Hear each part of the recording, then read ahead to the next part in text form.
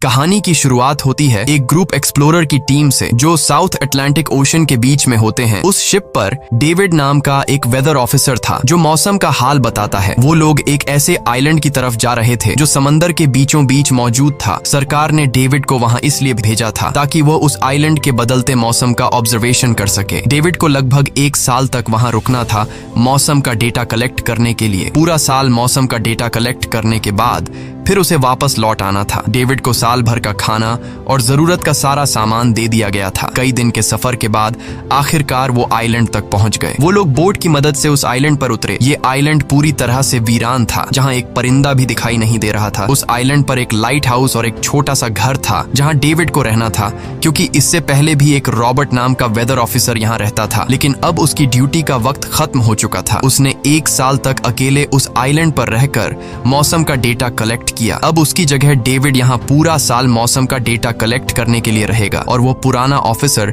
Robert ship के साथ वापस चला जाएगा। लेकिन जब पूरी टीम ने घर को विजिट किया तो वो हैरान रह गए, क्योंकि वहाँ किसी भी इंसान का नामो निशान नहीं था। कमरे के अंदर पुराने ऑफिसर का सारा सामान यहाँ वहाँ बिखरा पड़ा था। जिसके बाद कैप्टन और डेविड ने सोचा कि शायद लाइट हाउस में कोई हो सकता है। कैप्टन और डेविड बिना वक्त गंवाए लाइट हाउस की तरफ बढ़ते हैं और वो सब वहाँ एक अजीब नजारा देखते हैं। वो देखते हैं कि पूरा लाइट हाउस तेज और नुकीले लकड़ियों से घिरा हुआ था, जैसे किसी ने जानबूझकर उसे बंद कर दिया हो ताकि कोई भी अंदर न जा सके। जिसके बाद कैप्टन और डेविड ने लाइट हाउस का गेट कई बार नॉक किया, लेकिन अंदर से कोई रिस्पॉन्स नहीं मिला। आखिर में उन्होंने गेट को जोर से धक्का दिया और अंदर घुस गए। लाइट हाउस के अंदर उन्हें एक आदमी मिला जिसका नाम ग्रूनर था। जब उन्होंने ग्रूनर से पुराने वेदर ऑफिसर रॉबर्ट के बारे में पूछा तो उसने जवाब दिया कि वो तो मर गया है। वो समंदर की तरफ गया लेकिन दोबारा कभी लौटकर वापस नहीं आया। ग्रूनर की बातें सुनकर डेविड और कैप्टन दोनों चौंक गए। ये सब सुनने के बाद कैप्टन ने डेविड से कहा, अगर तुम अब भी चाहो तो हमारे साथ वापस चल सकते हो। लेकिन डेविड ने वापस जाने से इनकार कर दिया। डेविड ने सोचा अगर वो सरकार को उस आइलैंड का एक्यूरेट वेदर रिपोर्ट दे पाया तो उसे काफी मोटी रकम मिल सकती है। जिसके बाद कैप्टन ने उसे एक गन दी खुद की प्रोटेक्शन के लिए, और कैप्टन ने डेविड से कहा कि ये जगह मुझे सेफ नहीं दिखाई दे रही, अपना ख्याल रखना। इसके बाद उसे वहीं पर छोड़कर वो सब वापस चल दिए और अब ये दोबारा वापस 1 साल बाद आएंगे। कैप्टन के जाने के बाद डेविड ने घर को थोड़ा सेटल किया, रहने के काबिल बनाया। रात होने के बाद उसे ड्रॉर में एक डायरी मिली जो पुराने वेदर ऑफिसर रॉबर्ट की थी। उस डायरी में आइलैंड के बारे में बहुत कुछ लिखा था। डायरी में एक मिस्टीरियस क्रीचर के बारे में कुछ बातें लिखी गई थी, लेकिन सब कुछ साफ नहीं था। कुछ बातें अधूरी थी। डेविड हर लाइन को ध्यान से पढ़ता गया। उस डायरी में कुछ अजीब तरह के जानवरों के स्केचेस भी बने थे। डेविड को समझ नहीं आया उसने ऐसी पिक्चर्स क्यों बनाई थी। शायद वो अकेला था और टाइम पास के लिए ऐसा किया होगा। डायरी के एक पेज पर पुराने ऑफिसर के वाइफ की फोटो भी लगी थी। डेविड वह डायरी पढ़ते पढ़ते थक गया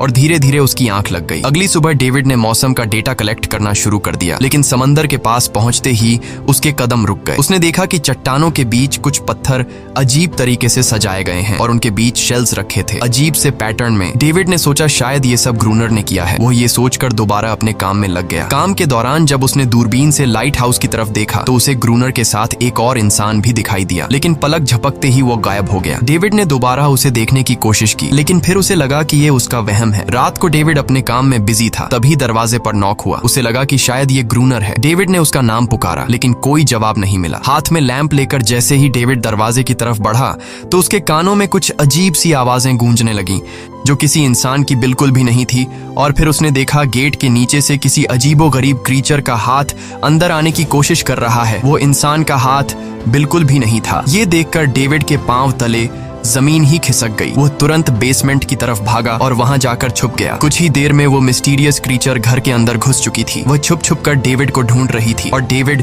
बेसमेंट के एक छोटे से दरार से उसे देखने लगा। डेविड की हलचल से उस क्रीचर ने डेविड को देख लिया, जिसके बाद वो क्रीचर डेविड को मारने के लिए तेजी से उसकी तरफ भागा और दरार से उसे पकड़ने की कोशिश करने लगा। तो डेविड ने खुद को बचाने के लिए फौरन चाकू उठाकर उसकी आंख में दे मारा। वो क्रीचर चीख के भाग गई, लेकिन वो कभी भी वापस आ सकती थी। और डेविड के दिमाग में ये बात कंफर्म हो गई कि जो डायरी में क्रीचर के बारे में बात लिखी थी वह सच है। डर के मारे वो पूरी रात सो न सका। अगली सुबह जब डेविड घर से बाहर गया तो उसने रेत पर कुछ पैरों के निशान देखे जो किसी इंसान के बिल्कुल भी नहीं थे। वो निशान सीधे समंदर की तरफ जाकर खत्म हो गए थे। अब डेविड को सब समझ आ गया था कि क्यों ग्रूनर ने लाइट हाउस के चारों ओर नुकीली लकड़ियां लगाई हैं। अब डेविड जान गया कि अगर मैं इस घर में रहूंगा तो वो क्रीचर मुझे कभी भी मार सकते हैं। डर के मारे डेविड लाइट हाउस की तरफ दौड़ता है और ग्रूनर को चिल्लाकर कहता है, गेट गेट खोलो, मुझे अंदर आना है। लेकिन ग्रूनर उसे अंदर नहीं आने देता और कहता है तुझे शिप के साथ लौट जाना चाहिए था। डेविड निराश होकर वापस लौटता है क्योंकि क्रोनर उसे लाइट हाउस के करीब भी नहीं देखना चाहता था। वो उसके ऊपर पानी गिराकर उसे दूर जाने को कहता है। अब उसे खुद ही कुछ करना होगा। उसने घर की हर एक विंडो को लकड़ी से बंद कर दिया,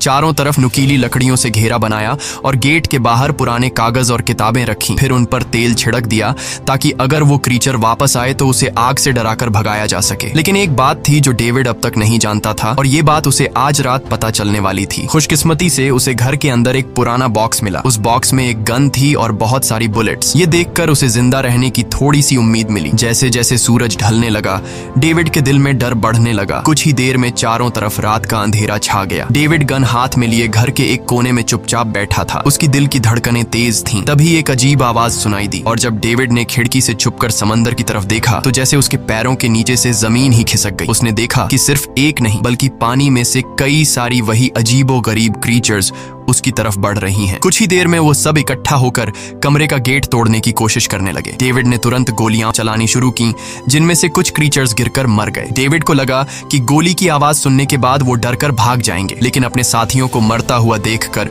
वो और भी ज्यादा गुस्सा हो गए। तब डेविड प्लान बी अपनाते हुए गेट के बाहर रखे कागजों और पुरानी किताबों को आग लगा देता है। आग देखकर वो क्रीचर्स डर के मारे वापस समंदर में लौट गए, लेकिन अब वही आग डेविड के घर तक पहुंच चुकी थी। घर के दरवाजे ने आग पकड़ ली और धीरे धीरे फैलने लगी क्योंकि पूरा घर लकड़ी का बना हुआ था। डेविड ने तुरंत एक चादर में खुद को लपेटकर अपनी जान बचाई और बाहर निकलकर लाइट हाउस के पास एक बड़े पत्थर के पीछे छुप गया। क्रीचर्स को शूट करते वक्त डेविड के हाथ में काफी गहरी चोट भी आई। तभी अचानक तेज बारिश शुरू हो गई। आग धीरे धीरे बुझने लगी, लेकिन पूरी रात की बारिश के बाद भी सुबह तक डेविड अपना घर नहीं बचा पाया। पूरा घर जलकर लगभग राख हो चुका था। अब अगर डेविड को जिंदा रहना है तो उसे लाइट हाउस में पनाह लेनी होगी। उसने अपनी राइफल उठाई और लाइट हाउस के पास के पत्थरों के बीच छुप गया और इंतजार करने लगा कि कब ग्रूनर पानी भरने आएगा। जब ग्रूनर पानी भरने के लिए लाइट हाउस से बाहर निकला तो डेविड उसके पीछे पीछे चल दिया। लेकिन तभी अचानक एक अजीब सा क्रीचर जो ग्रूनर के पास ही था उसने डेविड पर हमला कर दिया। लेकिन किसी तरह करके डेविड ने उसे काबू कर लिया। वो क्रीचर ग्रूनर का रक्षक था। जब वह उसे शूट करने वाला था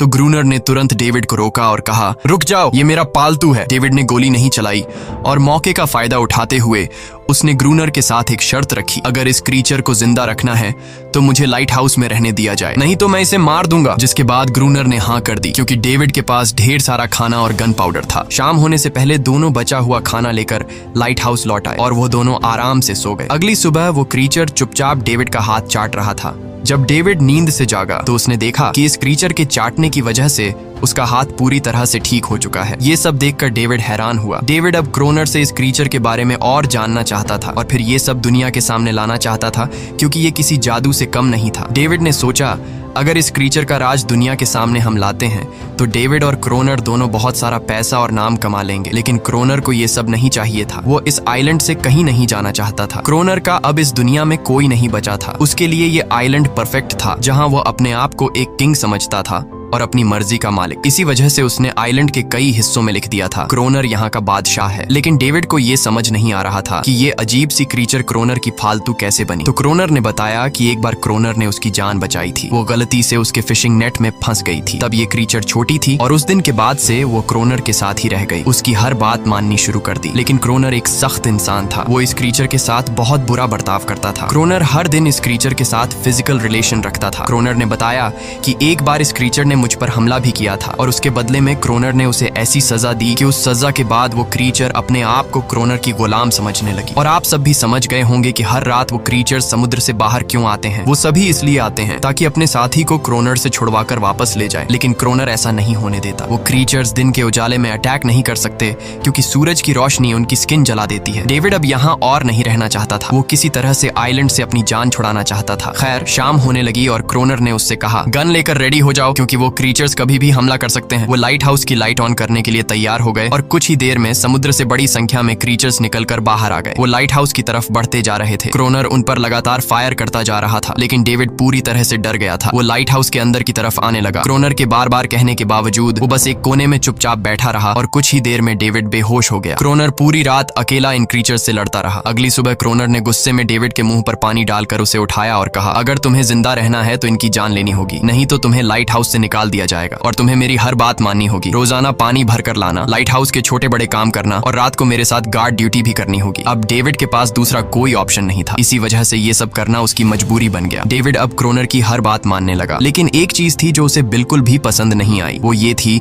कि हर रोज उस फीमेल क्रीचर को अलग अलग तरीकों से फिजिकली टॉर्चर करना। रात होती है, दोनों फिर से गार्ड ड्यूटी के लिए तैयार हो जाते हैं और एक बार फिर वो क्रीचर समुद्र से निकलकर बाहर आते हैं। लेकिन आज डेविड को डर नहीं लग रहा था। उसने क्रीचर पर फायरिंग शुरू की, मगर आज क्रोनर कुछ भी नहीं कर रहा था। वो डेविड को बाहर छोड़कर लाइट हाउस का गेट बंद कर देता है और खुद चुपचाप अंदर बैठ जाता है ताकि डेविड खुद सीख सके कि इन क्रीचर से कैसे लड़ा जाता है। इसी तरह डेविड को लड़ते लड़ते वो रात कट जाती है और सुबह हो जाती है। सुबह क्रोनर ने देखा कि डेविड लाइट हाउस के गेट के बाहर खून में लथपथ बैठा था। अब उसने सीख लिया था कि इन क्रीचर्स से कैसे लड़ना है। इसी तरह समय गुजरता गया, रातों को इन क्रीचर्स से लड़ते हुए और दिन भर क्रोनर के लाइट हाउस के काम संभालते हुए। ये आइलैंड अब उसके लिए एक बंद घर जैसा हो गया था। वो हर वक्त सोचता रहता था कि कब ये जगह छोड़कर आजादी की सांस लेगा। समय के साथ साथ डेविड का उस फीमेल क्रीचर के साथ एक अजीब सी दोस्ती बन गई थी। डेविड को उसके लिए अब बुरा लगने लगा था। अब उसे समझ आया कि अपने लोगों को छोड़कर अकेला रहना कितना मुश्किल होता है। शायद वो क्रीचर भी कुछ ऐसा ही महसूस करती थी। डेविड ने उस क्रीचर को एक नाम भी दिया, अनारियस। इसी तरह से दिन गुजरते गए और फिर एक दिन उन्होंने देखा कि इन क्रीचर्स के अटैक्स धीरे धीरे कम हो रहे हैं। डेविड सोचता है शायद सर्दियों में वो कहीं और चले जाते हैं या फिर शायद उन्हें समझ आ गया था कि इन दोनों से लड़कर कुछ हासिल नहीं होगा। लेकिन क्रोनर ने उससे कहा कि ऐसा बिल्कुल नहीं है, वो फिर से अटैक करेंगे। अब वो अपनी संख्या बढ़ा रहे हैं। कुछ और दिन ऐसे ही गुजर गए। एक रात डिनर के बाद क्रोनर और डेविड ने टाइम पास के लिए चेस खेलना शुरू किया, लेकिन यहीं पर क्रोनर से एक बड़ी गलती हो गई। वो दोनों खेल में इतने उलझ गए कि लाइट हाउस की लाइट्स ऑन करना ही भूल गए। अंधेरे का फायदा उठाकर क्रीचर्स ने उन पर अटैक कर दिया। डेविड ने देखा कि क्रीचर्स की संख्या इतनी ज्यादा थी कि दो लोग मिलकर भी ज्यादा देर तक नहीं लड़ सकते थे और इस बार उनके पास कोई प्लानिंग भी नहीं थी। गन्स की बुलेट्स भी ऑलमोस्ट खत्म हो चुकी थी। किसी तरह बचते बचाते वो लाइट हाउस के टॉप तक पहुंच गए, लेकिन इस बीच क्रोनर के पैर में गहरी चोट आ गई। वो क्रीचर्स आज उन पर भारी पड़ गए थे। दोनों को लगा कि आज उनकी मौत पक्की है, लेकिन खुशकिस्मती से सुबह हो गई। जैसे ही सूरज धीरे धीरे उभरता है, वो क्रीचर्स लाइट हाउस छोड़कर समुद्र में वापस चले जाते हैं। कड़कती धूप निकलने के बाद एनेरियस क्रोनर के जख्म को ठीक करने की कोशिश करती है, लेकिन अब तक डेविड को समझ आ चुका था कि वो इन क्रीचर्स के साथ ये लड़ाई जीत नहीं सकते। बुलेट्स भी अब खत्म होने के करीब हैं। उनके पास खाना भी इतना नहीं है कि वो ज्यादा देर तक चल सके। लकीली अगले दिन जब डेविड लाइट हाउस के बाहर इधर उधर घूम रहा था तो उसने समुद्र में एक जहाज देखा। वो जल्दी से अंदर से फ्लेयर गन लाया और जहाज को सिग्नल देने गया, लेकिन क्रोनर ने उसे रोक दिया क्योंकि वो नहीं चाहता था कि डेविड यहाँ से जाए। उसी वक्त अनारियस ने क्रोनर पर हमला कर दिया। वो डेविड को क्रोनर से बचाना चाहती थी। क्रोनर किसी को भी ये आइलैंड छोड़ने नहीं देना चाहता था। ये आइलैंड उसकी अपनी दुनिया थी जहाँ वो एक किंग की तरह रहता था। वो डेविड को भी जाने नहीं देना चाहता था। इतने समय से अकेला रहने के बाद अब उसके पास कोई था जिससे वो बात कर सकता था, और अगर डेविड उस शिप में वापस चला गया तो वो वहां जाकर सबको एनेरियस और उनके बारे में बता देगा। इसलिए अब डेविड यहाँ से नहीं जा सकता। धीरे धीरे वो शिप डेविड की आंखों के सामने समुद्र में गायब हो गई। अब उसके पास कुछ भी करने को नहीं था। कुछ और दिन ऐसे ही बीत गए। क्रोनर अब भी डेविड और अनारियस दोनों के साथ बुरा बर्ताव कर रहा था, लेकिन अनारियस को वो खास तौर पर मारता था, जो डेविड को बिल्कुल पसंद नहीं था। एक दिन डेविड ने अनारियस को एक छोटी टॉय बोट गिफ्ट में दी जो उसने किसी मछली की हड्डी से बनाई थी। लेकिन जब अनारियस ने उस बोट को देखा तो वो डेविड को आइलैंड के एक ऐसे कोने में ले गई जहाँ सचमुच एक असली बोट रखी थी। जब डेविड ने इस बोट के बारे में क्रोनर से पूछा तो उसने कहा हाँ, उसे पहले से पता था कि आइलैंड के इस हिस्से में एक बोट है। क्रोनर कहता है कि कुछ लोग इस आइलैंड तक बोट के जरिए अपनी जान बचाने आए थे, लेकिन सुबह होने से पहले उनमें से कोई भी जिंदा नहीं बचा। सबको इन क्रीचर्स ने मार दिया। वो सब शिप में गोला बारूद ले जा रहे थे, लेकिन समुद्र में आए तूफान की वजह से उनका शिप इसी आइलैंड के पास डूब गया। ये सब सुनते ही डेविड के दिमाग में एक आइडिया आया। उनके पास एक डाइविंग सूट जैसा कुछ था। डेविड ने कहा कि अगर हम दोनों में से कोई उस सूट को पहनकर समुद्र के उस हिस्से में जाए जहां वो शिप डूबी थी, तो हो सकता है उन्हें कुछ बुलेट्स या डायनामाइट मिल जाए जिससे इन क्रीचर्स से लड़ना आसान हो जाए। लेकिन क्रोनर ने इस बात को मानने से इनकार कर दिया, पर डेविड अपनी जान को खतरे में डालकर ये काम करने को तैयार था। कुछ और दिन ऐसे ही गुजर गए। डेविड और अनारियस के बीच एक गहरा कनेक्शन बन गया। डेविड डेविड उसे पसंद करने लगा था। इन दोनों को रोमांस करते हुए ये सब क्रोनर ने चुपके से देख लिया। क्रोनर को लगा कि अनारियस उसे छिन जाएगी, इसलिए डेविड को रास्ते से हटाना पड़ेगा। अगले दिन क्रोनर खुद डेविड की बात मानने को तैयार हो जाता है। वो डेविड से कहता है, ठीक है, तुम सूट पहनकर नीचे पानी में जाओगे और वहाँ ढेर सारा RDX कलेक्ट करोगे, फिर मैं तुम्हें बोट से ऊपर की तरफ खींच लूंगा। लेकिन क्रोनर का असली इरादा कुछ और ही था। वो चाहता था कि डेविड उसकी मदद से समुद्र के नीचे रखे डायनामाइट के बॉक्सेस वापस सरफेस तक ले आए और उसके बाद उसे वही समंदर में अकेला छोड़ दे ताकि वो क्रिएचर्स उसे मार दें। इस तरह डायनामाइट भी उसके पास आ जाएगा और अनारियस फिर से उसकी गुलाम बन जाएगी। वो दोनों बोट में बैठकर उस जगह पहुंच गए जहां शिप पानी में डूबा था। डेविड ने डाइविंग सूट पहना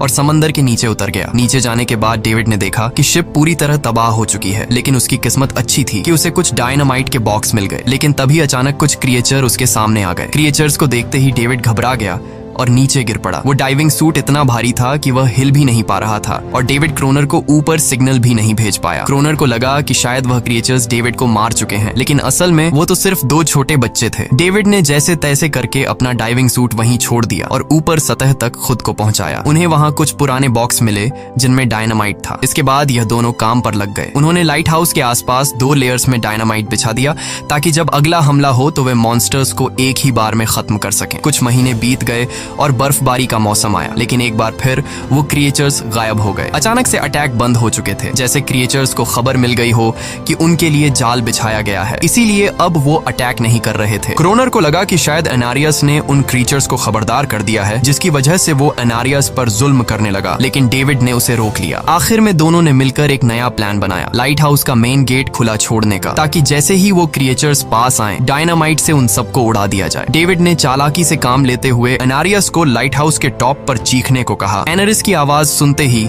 सभी क्रिएचर्स गुस्से से भड़क उठे। क्रिएचर्स ने जब देखा कि लाइट हाउस का मेन गेट खुला हुआ है तो उन्हें लगा कि यह अच्छा मौका है अनारियस को छुड़ाने का, लेकिन असल में यह उनके लिए एक चाल थी। कुछ ही देर में वह क्रिएचर समंदर से बाहर निकलने लगे। वे सीधे मेन गेट की तरफ बढ़े और अंदर घुसते ही डेविड पर हमला कर दिया। डेविड भी हिम्मत दिखाता है और क्रिएचर से जान छुड़ा लेता है। जैसे ही वे सभी क्रिएचर लाइट हाउस के पास पहुंच जाते हैं तो क्रोनर डायनामाइट का लीवर दबा देता है, लेकिन ब्लास्ट नहीं होता। असल में डेविड ने उसका कनेक्शन खोल दिया था और क्रोनर उसे दोबारा लगाना भूल गया था। डेविड तुरंत ऊपर भागता है और डायनामाइट का वायर जोड़ना शुरू करता है। तब तक वो क्रिएचर्स लाइट हाउस पर चढ़ने की कोशिश कर रहे होते हैं, जिन्हें सिर्फ अकेला क्रोनर रोकता है। जैसे ही कनेक्शन पूरा होता है डेविड पहला लेयर उड़ा देता है, जिससे कई क्रिएचर्स ब्लास्ट में खत्म हो जाते हैं, लेकिन अभी भी काफी मॉन्स्टर्स लाइट हाउस पर हमला करने के लिए तैयार होते हैं। इस वजह से क्रोनर दूसरा लेयर भी ब्लास्ट कर देता है। दोनों उस जोरदार धमाके में बेहोश हो जाते हैं। अगली सुबह जब दोनों होश में आए तो उन्होंने देखा कि एनरियस वहां नहीं थी। ब्लास्ट में चारों तरफ मरे हुए क्रिएचर्स पड़े थे। क्रोनर उन सबको मार रहा था जो जख्मी हालत में जिंदा बचे थे। तभी डेविड की नजर उनमें से एक के गले में लटके एक नेकलेस पर पड़ी। उस क्रिएचर को तड़पता हुआ देखकर डेविड को उस पर तरस आ जाता है और उसे अपनी गलती का एहसास हो जाता है। जिन क्रिएचर्स को वह अब तक खूंखार समझते आए थे वो भी इंसानों की तरह थे, सिर्फ बोल नहीं सकते थे। लेकिन क्रोनर के लिए यह सब बेकार बातें थी। उस दिन के बाद वह क्रिएचर्स फिर कभी अटैक नहीं कर पाए, लेकिन हर दिन समंदर के किनारे से रोने की आवाजें आती थीं। डेविड को अब तक नहीं पता था कि उन्होंने कितना बड़ा नुकसान कर दिया था, कितनी फैमिली टूट गई, कितने बच्चों ने अपने लोग खो दिए सिर्फ एक गलतफहमी की वजह से। अगले दिन डेविड ने समंदर में उन क्रिएचर्स के कुछ छोटे छोटे बच्चों को देखा, वो सब जिन्होंने अपने परिवार खो दिए थे। डेविड ने पत्थरों का एक गोल सर्कल बनाया और उसके बीच में वह छोटी टॉय बोट रख दी ताकि एनरिस उसे देखकर वापस लौट आए। डेविड ने कई घंटे इंतजार किया, लेकिन एनरिस कभी वापस नहीं आई। सुबह नींद से जागने के बाद डेविड ने देखा कि क्रोनर सो रहा है। क्रोनर के पास कुछ पुरानी चीजें रखी थीं, उनमें एक पुरानी तस्वीर भी थी और जैसे ही डेविड ने उस तस्वीर को देखा वह हैरान रह गया। वह लड़की जिसका फोटो उसने पहले दिन पुराने ऑफिसर रॉबर्ट की डायरी में देखा था वह कोई और नहीं बल्कि क्रोनर की पत्नी थी और फोटो में क्रोनर उसके साथ खड़ा था। असल में 1 साल पहले आए वेदर ऑफिसर रॉबर्ट मरा नहीं, बल्कि उसने अपनी पहचान बदल दी थी, यानी क्रोनर ही वेदर ऑफिसर रॉबर्ट है। बस उसने अपना नाम बदल लिया था क्योंकि अब वह कभी इस आइलैंड को छोड़ना नहीं चाहता था। ये सब देखकर डेविड ने भी यह उम्मीद छोड़ दी कि वह कभी इस आइलैंड से जा पाएगा। अगले दिन शाम को जब डेविड समंदर के किनारे गया उसने देखा कि उस सर्कल में रखी छोटी बोट अब वहां नहीं थी, लेकिन उसी जगह पर उसने एक क्रीचर का छोटा सा बच्चा देखा जिसके हाथों में वह बोट थी। डेविड ने अपने हाथ में जलती हुई लकड़ी को उस सर्कल के बीच में फेंक दिया ताकि वह दिखा सके कि उसका इरादा लड़ने का नहीं है और उसे किसी को खतरा महसूस न हो। वह उनके साथ दोस्ती करना चाहता था। कुछ ही देर बाद समंदर की लहरों से एनारिस निकलती है और उसके पीछे पूरा क्रीचर्स का ग्रुप भी समंदर से बाहर आता है, लेकिन इस बार परिवार कोई भी डेविड पर अटैक नहीं करता, क्योंकि वे भी अब शांति चाहते हैं। उनका इरादा सिर्फ एक सुरक्षित जगह पाने का था अपने बच्चों के लिए। लेकिन तभी वहाँ क्रोनर हाथ में बंदूक लिए पहुंच जाता है। क्रोनर को लगता है कि अगर शांति हो गई तो उसे सबसे ऊपर होने का एहसास कैसे होगा। डेविड उसे समझाने की कोशिश करता है कि ये क्रीचर्स लड़ना नहीं चाहते, ये शांति चाहते हैं। लेकिन क्रोनर किसी की नहीं सुनता। वो एनेरियस से चिल्लाकर कहता है, अंदर चली जाओ। लेकिन ये पहली बार था कि एनेरियस ने उसकी बात नहीं मानी, क्योंकि अब वह उसकी नौकरानी नहीं थी। यह देखकर क्रोनर को लगता है कि अब इस आइलैंड पर उसकी बादशाहत नहीं रही। क्रोनर खुद को अंदर से कमजोर महसूस करने लगता है, क्योंकि अब कोई भी उसका हुक्म नहीं मान रहा था। गुस्से में उसने लाइट हाउस की तरफ कदम बढ़ाए। डेविड को लगा शायद क्रोनर को अब समझ आ गया होगा कि हर एक जानवर आजादी चाहता है, कोई भी किसी का गुलाम बनकर नहीं जीना चाहता। लेकिन क्रोनर के सर से बादशाहत का भूत कहाँ उतरने वाला था। जैसे ही वह लाइट हाउस पहुंचा, उसने सिग्नल गन से एक फ्लेयर छोड़ी, जो सीधा जाकर एक क्रीचर के बच्चे से टकरा गई। उस बच्चे की तुरंत मौत हो गई। सभी क्रीचर्स डर के मारे भाग गए और एनेरियस ने भी डेविड पर अपना पूरा भरोसा खो दिया। गुस्से से पागल डेविड तुरंत लाइट हाउस की तरफ भागता है क्रोनर को सबक सिखाने। डेविड उससे लड़ने लगता है, क्यों किया तूने ये सब? ये लोग तो बस शांति चाहते थे। लेकिन क्रोनर इतना हिंसक हो चुका था कि उसने डेविड को मारने का फैसला कर लिया। वह हाथ में लोहे का रॉड लेकर जैसे ही डेविड पर वार करने जा रहा था, डेविड ने उसे उसके असली नाम से पुकारा और कहा, रुक जाओ रॉबर्ट, तुम खूनी नहीं हो। ये सुनकर क्रोनर एकदम रुक गया। असल में रॉबर्ट ऐसा इंसान कभी था ही नहीं। इस आइलैंड पर आने के बाद अकेले रहने की वजह से उसकी मेंटल हेल्थ बिगड़ चुकी थी। अकेलापन, अपनी पत्नी की मौत और गहरा डिप्रेशन, इन सब ने उसे ऐसा बना दिया था। वह असल में कोई किलर नहीं था, वह एक अच्छा इंसान था। क्रोनर को एहसास हुआ कि ये क्रीचर्स कभी लड़ना नहीं चाहते थे, वे बस शांति चाहते थे। क्रोनर ने उन्हें सिर्फ इसलिए मारा ताकि वह खुद को पावरफुल दिखा सके। और अब क्रोनर को अपनी गलती का एहसास हो चुका था, इसीलिए उसने खुद को उन क्रीचर्स के सामने सरेंडर कर दिया और कुछ ही पलों में उन्होंने उसे मार दिया। डेविड लाइट हाउस के अंदर खुद को लॉक कर लेता है। समय ऐसे ही बीतता चला जाता है और 1 साल बाद आइलैंड पर एक गवर्नमेंट अफसर आता है, साथ में एक नया वेदर ऑफिसर भी होता है। अब नए गवर्नमेंट अफसर ने इस आइलैंड पर वेदर मॉनिटर की ड्यूटी करनी थी। जब कैप्टन पिछले अफसर के बारे में डेविड से पूछता है, तो डेविड भी वही बात करता है कि वह पानी की तरफ गया था लेकिन कभी वापस नहीं आया। और वेदर ऑफिसर को भी लगता है कि डेविड ही क्रोनर है। डेविड ने भी उनकी इस गलतफहमी को ठीक नहीं किया। वह चुपचाप बालकनी पर गया और खड़ा हो गया बिना कुछ कहे, क्योंकि अब वह भी इस आइलैंड को छोड़ना नहीं चाहता था, बिल्कुल क्रोनर की तरह। इसी दौरान एनेरिस भी अपने परिवार के साथ खुश थी। अब उन्हें किसी क्रोनर जैसे आदमी का डर नहीं था। अब वे आइलैंड पर भी और समंदर में भी आजादी से जी सकते थे। इसी के साथ कहानी खत्म हो जाती है। अगर वीडियो आपको अच्छी लगी हो तो हमारे चैनल को जरूर सब्सक्राइब कीजिए।